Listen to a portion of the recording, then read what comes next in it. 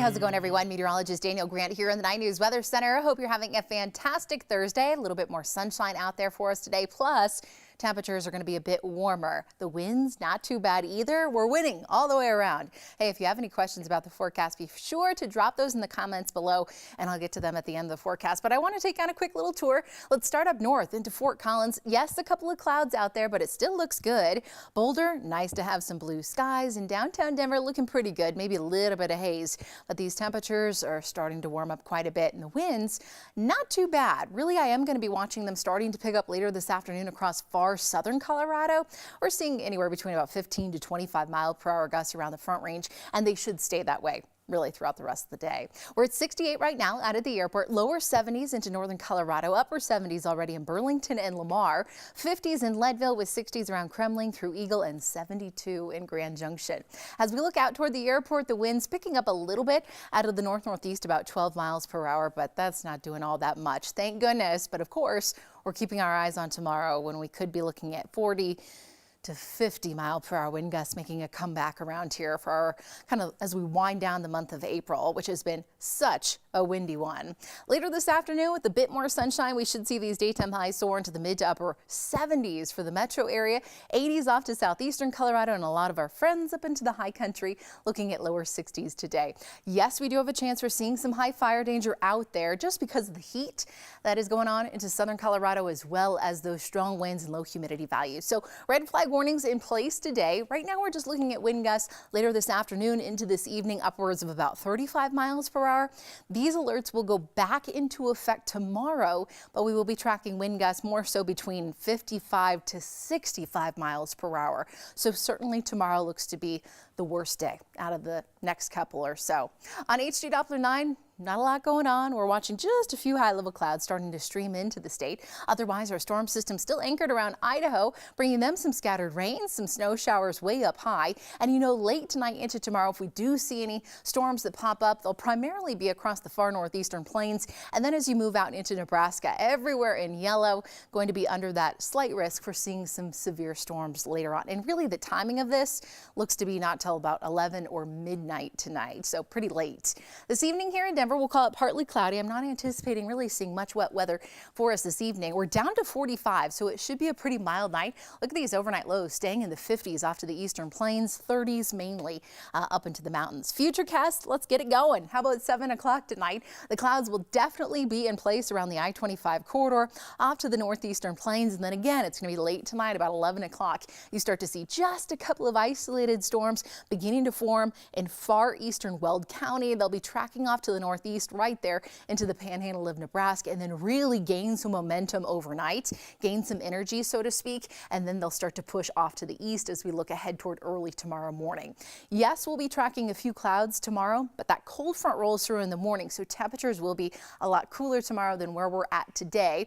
We might find an isolated shower coming across the metro area tomorrow afternoon, but I'm not counting on much as far as really any kind of accumulation. High pressure sneaks off to the east, but this storm system is a fast one. It just barely kind of clips Colorado. We'll feel the winds, we'll feel the cooler temperatures, but most of the rain and the snow you can see stays well to our north. Yet again, the storm track has been staying well to our north, and that's the reason that we have been looking at just these wind events pretty much week after week after week, which has been, I know, not great. Tomorrow, 63, that's going to be our high. We'll call it partly cloudy, maybe an isolated shower, but again, I would not count on much. I would only count on the wind. Highs in the upper 70s, low 80s. In Lamar and Springfield, 30s and 40s up into the mountains, so a little cooler, certainly. We'll stay in the lower 60s in Broomfield, up to Lyons, and Fort Collins about 64. You'll notice the weekend, dry but breezy on Saturday. A few isolated showers possible for us on Sunday. I think we should top off about 70 degrees or so, maybe a couple of quick rain showers. A stronger cold front pushes through overnight, so that's going to drop those numbers. On Monday, bring us a few more clouds, and then right now it just kind of remains a little unsettled as we look ahead toward the middle of next week, which, hey, is fine, right? Don't we just need some rain around here? It has been so dry, so I will take it in the forecast. I'm just hopping over to Facebook to see if y'all have any questions for me. Hey, Seth. As always, love it that you're joining us. I'm having a great Thursday. David reporting in. Hello. Yeah, it's an awesome day. Thanks for making it happen. Yes, you know I control everything. Control all the weather. Hi, Kurt. How's it going? Hope you have a great day. Steven joining us. Awesome. Hello, hello. Yes, we're definitely going to be keeping our eyes on tomorrow and the winds and potentially high wind watches out, red flag warnings. Yeah, it's just going to be a day. Nick, hi, a bit warm out at work in Westminster. Hope you're having a fun day.